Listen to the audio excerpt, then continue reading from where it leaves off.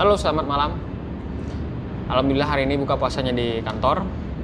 Udah selesai buka puasa dan kita mau share dulu sedikit tentang puasa ya, tentang puasa. Jadi di rumah itu saya termasuk orang yang puasa sendiri karena istri lagi menyusui. Jadi beliau tidak bisa puasa karena harus memberikan ASI dan harus terus makan gitu ya. Karena kalau ASI, kalau ibu menyusui itu kalau nggak makan itu ya bisa lemas atau gizinya kurang atau ASInya kurang banyak gitu ya, macam-macam lah ya. Jadi kita tuh sering banget tuh diskusi berdua gitu ya, apapun itu ya. Dan pada suatu hari kita tuh cerita kenapa di hari puasa itu nggak ada satupun ataupun sedikit sekali orang yang jualan gitu, jualan makanan apapun itu ya, entah mungkin kue atau mungkin makanan berat seperti nasi uduk dan sebagainya macam gitu. Kenapa nggak banyak yang jualan gitu, terus rumah makan juga pada tutup gitu ya. Saya rasa ini bukan hanya terjadi di Pekanbaru, tapi semua daerah kayaknya begitu deh ya. Banyak orang yang nutup jualannya, terus nanti bukanya mungkin sore-sore jam-jam 3 itu sudah mulai buka gitu. Nah terus gimana kalau kondisi-kondisi kayak gini gitu, ibu hamil menyusui gitu ya, apalagi seperti tahun lalu ketika hamil itu jam-jam 10 pagi jam 8 atau jam 9 tuh udah nyari rendang gitu ya. Dimana bulan puasa ada rumah makan yang jual rendang, jangankan jual rendang gitu, buka aja kita masih belum tahu nih ada atau tidak gitu rumah makan yang buka di bulan puasa. Nah terus kenapa gitu, gimana orang-orang yang lain misalnya kayak yang non muslim misalnya gitu kan, dia nggak puasa gitu, apalagi mungkin jauh dari keluarga, nggak ada yang masakin gitu kan, terus gimana mereka makannya gitu kan. Banyak juga orang-orang yang nggak puasa gitu. Terus kenapa kita harus menutup dagangan kita? Karena mungkin sebagian kita banyak yang mengira wah ini untuk orang yang berpuasa, menghormati orang yang sedang berpuasa misalnya gitu. Kenapa? Apakah harus atau tidak? Gitu. Terus saya jawabnya gini, kenapa harus tutup gitu? Dan kenapa kita harus bilang kita tutup deh bu jualannya gitu untuk menghargai orang yang sedang berpuasa misalnya gitu kan. Terus timbul pertanyaan saya gini, apakah kemudian ketika ada orang makan di depan kita, misalnya saya lagi puasa gitu, terus ada istri saya lagi makan di rumah, lantas apakah itu menjadi penyebab saya membatalkan puasa saya gitu. Kan jadi pertanyaannya seperti itu. Apakah kemudian lantas ada rumah makan buka, misalnya dia bakar ikan misalnya, kan asapnya wangi itu bertebar lah di jalan, nggak mungkin dia simpan asap tuh kan. Apakah kemudian lantas setiap orang yang lewat di rumah makan itu terus berhenti di rumah makan itu gara-gara nyium asapnya ikan bakar tadi, terus dia batalin tuh puasanya gitu. Pada kenyataannya nggak selamanya begitu gitu. Ada yang begitu mungkin ada gitu. Tapi masa iya sih segampang itu untuk membatalkan puasa hanya karena ada orang yang makan atau rumah makan yang buka gitu, dan kita kebetulan lagi lewat di depannya gitu. Apakah segampang itu gitu kita membatalkan puasa kita, terus kemudian ya udah habis aja gitu, kita nggak puasa lagi gitu. Nah terus jadi pertanyaan adalah kenapa bisa begitu mudahnya kita membatalkan puasa kalau memang karena itu ya, karena ada rumah makan yang buka, kemudian aroma yang tercium segala macam. Kenapa dengan mudahnya begitu gitu? Toh juga sore-sore juga ibu kita masak di dapur gitu, terus rumah makan juga jualan mulai jualan lagi, terus kadang ada yang buka takjilan, jualan takjil gitu. Kenapa nggak sore-sore itu ketika kita beli kita langsung makan gitu, langsung kita batalin gitu? Kenapa kita harus nunggu maghrib gitu? Nah, kan kalau karena makanan terus kemudian kita membatalkan puasa, apakah semudah itu gitu, kita membatalkan puasa kita gitu? Itu saya bilang gitu. Terus kadang-kadang ada teman-teman tuh yang suka jahil ya, saya suka gangguin gitu, dia posting makanan ASMR-nya es misalnya gitu kan. Wah itu sedap banget itu kalau dia lagi diputar-putar gitu esnya kan. Wah itu keren banget itu gitu ya, meskipun niatnya dalam konteks bercanda gitu ya. Nah kemudian apakah segampang itu juga kita membatalkan puasa karena ada teman kita yang posting makanan gitu? Terus gimana konten-konten kreator yang di YouTube, kemudian di Instagram, di TikTok gitu kan, yang dia kontennya itu konten masak-masak gitu kan, nggak mungkin dia tutup akun dia gitu untuk sementara menghargai orang puasa gitu, atau nggak mungkin kan dia posting inspirasi untuk menu berbuka atau menu takjil gitu kan di jam-jam setelah orang buka puasa gitu. Ya nggak, ya orang gimana mau persiapan mau belanja ini itu gitu kalau misalnya dia postingnya itu setelah orang buka puasa, kan it doesn't make sense gitu, nggak masuk akal gitu. Nah, terus apakah kemudian dari semua itu kita kembali lagi gitu, sebenarnya puasa kita nih untuk siapa sih atau untuk apa sih gitu, sampai kemudian kita bisa begitu mudahnya membatalkan itu, atau begitu kerasnya kita mempertahankan puasa itu gitu. Nah, saya ambil contoh deh, saya bilang gini maksud saya, kenapa ada orang yang rela kerja banting tulang gitu, masuk pagi atau siang, masuk pulang pagi gitu kan, atau ada yang kuli-kuli angkut semen gitu, angkat pasir gitu kan. Kenapa dia mau rela kerja begitu keras gitu, padahal masih banyak gitu kerja-kerja lain yang mungkin nggak terlalu capek atau apa gitu. Kenapa dia mau gitu? Karena dia tahu ada orang yang mau dia nafkahi gitu. Ada orang yang butuh dengan butuh dia gitu. Nah, karena ada orang butuh dia.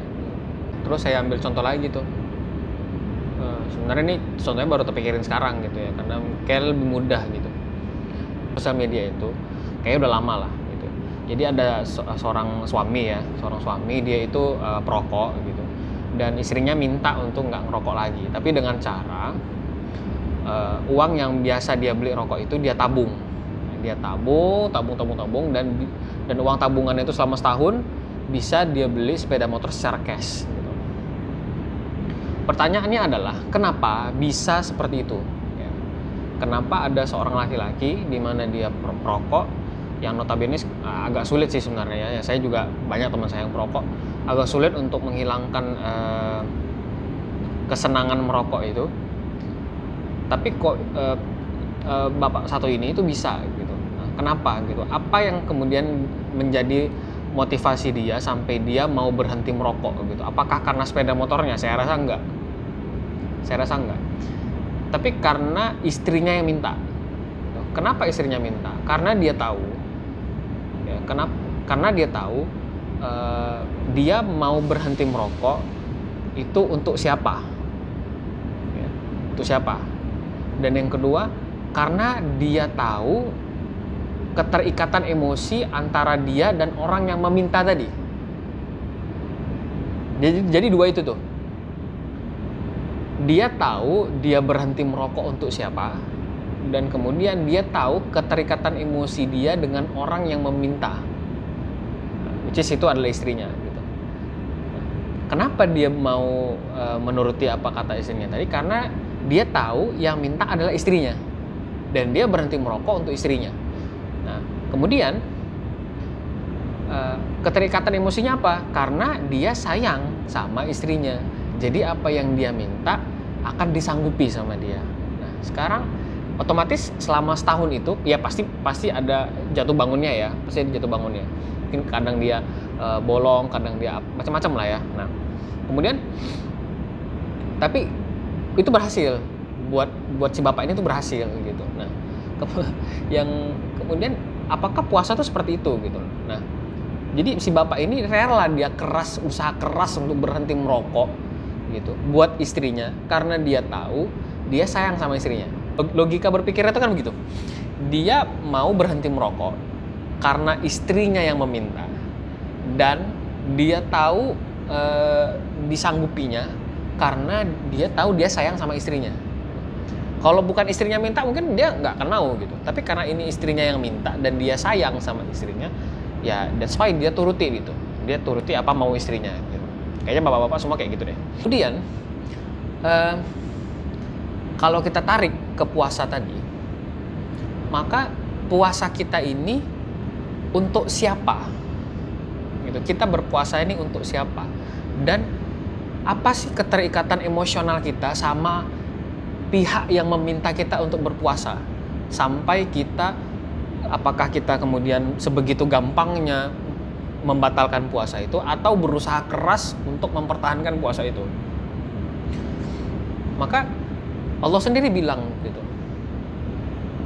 puasa itu untuk aku katanya, dan aku sendiri yang akan membalas pahala orang yang sedang berpuasa, karena dia rela meninggalkan syahwatnya, meninggalkan keinginan dia untuk makan dan minum untuk aku. Itu kata Allah. Teman-teman bisa carilah referensinya, tapi redaksinya lebih kurang begitu. Dan kemudian barulah kita bisa memahami gitu kan, kalau kita mengerti puasa kita tuh untuk siapa gitu. Saya juga gitu. Setiap mau puasa itu ibaratnya, oh iya, aku tahu ini puasa pasti nahan lapar, nahan haus, menahan semuanya. Tapi kemudian aku menahan ini untuk siapa gitu kan? Jadi pertanyaan besarnya kan gitu. Kenapa kita harus rela berlapar-lapar, berletih-letih, apalagi yang kerja gitu kan? Kenapa kita mau nahan makan, minum dan menahan semuanya gitu, sambil juga tetap ibadah gitu? Padahal makan dan minum kan haknya kita gitu. Kita lapar, kita makan gitu. Kita haus, ya kita minum gitu. Kenapa kita mau gitu? Karena Allah sendiri yang meminta kita. Apakah semua orang diminta untuk berpuasa? Belum tentu. Karena yang Allah minta itu adalah orang-orang yang beriman gitu. Apakah orang Islam itu termasuk? Ya, orang Islam termasuk. Tapi apakah orang Islam itu beriman? Belum tentu. Belum tentu. Kenapa belum tentu? Ya masih ada juga orang Islam yang tidak sholat atau tidak zakat atau tidak puasa gitu. Karena kan berislam saja nggak cukup gitu. Dia harus menunjukkan keislaman dia, ditunjukkan sampai kemudian orang tahu, oh ini nih orang Islam nih gitu. Oh ini orang beriman nih gitu. Kenapa Allah bilang tuh beriman gitu? Kenapa nggak ya ayyuhal Islam misalnya gitu kan? Kenapa ya ayyuhalladzina amanu gitu? Kenapa orang-orang yang beriman yang dipanggil untuk berpuasa gitu, seperti orang-orang sebelum kamu agar kamu bertakwa gitu. Terus apa bedanya orang yang Islam dan orang yang beriman gitu? Kalau menurut saya ya, bukan itu sih, bukan. Kenapa? Apa bedanya orang Islam dan orang beriman gitu? Lihat dari kaca kegiatannya. Kalau dia sekedar berislam tanpa beriman, artinya dia tidak meyakini, karena kan dasarnya yakin ya, tidak meyakini ibadah yang dia lakukan itu berdampak baik buat hidup dia. Sekali lagi ya, karena dia tidak yakin segala hal ibadah yang dia lakukan itu tidak berdampak baik buat dirinya. Tapi kalau orang beriman, dia yakin, dia percaya bahwa segala hal yang Allah minta dalam hidupnya disanggupi untuk dilakukan, maka dia akan dapat feedback dari Allah itu sendiri. Feedbacknya apa? Feedbacknya mungkin kemudahan dalam hidup, kemudian ketenangan dalam jiwa, kemudian menjadi orang yang bertakwa gitu kan, seperti yang dijanjikan Allah dalam perintah puasa. Nah, apakah kemudian puasanya orang Islam dan orang beriman itu beda? Seperti yang kita bahas di awal tadi, kalau kita termasuk orang yang, kita termasuk ini bagian yang mana nih? Apakah yang berislam atau yang beriman? Gitu. Apakah puasanya sebegitu mudahnya kita membatalkan atau sekeras mungkin kita pertahankan? Gitu. Tentu ini menjadi bahan introspeksi buat kita ya, termasuk saya sendiri, saya pribadi. Karena setiap tahun kita puasa, terus kemudian banyak koreksi dan evaluasi gitu, yang kemudian membuat kita ketika sampai di bulan Ramadan kita menancapkan niat, oke, puasaku harus lebih bagus nih daripada yang tahun kemarin. Tahun kemarin aku begini, kalau bisa tahun ini harus ada peningkatan. Kalau bisa kualitas puasanya harus baik, kualitas ibadahnya harus baik, kualitas berbuat baiknya juga lebih baik gitu. Itu harusnya menjadi introspeksi buat kita semua gitu. Termasuk juga buat diri saya. Mungkin itu yang bisa saya sampaikan, sharing di malam ini sebelum saya pulang kantor. Sampai jumpa di kisah pembangkit berikutnya. Semangat terus ya.